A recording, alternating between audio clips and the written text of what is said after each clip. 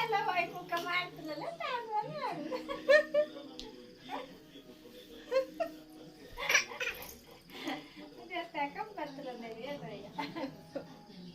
Light ಹಾಕಿದ್ದೀರಿ ನೀವೊಬ್ರು.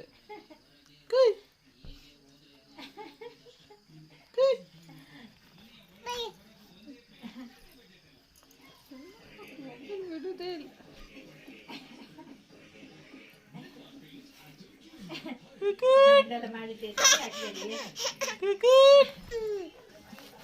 ಮಾಡಿ ಇಟ್ಕೊಂಡು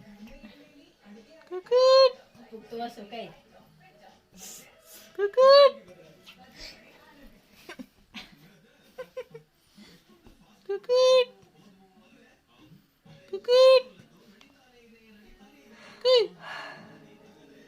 ಡಲೆ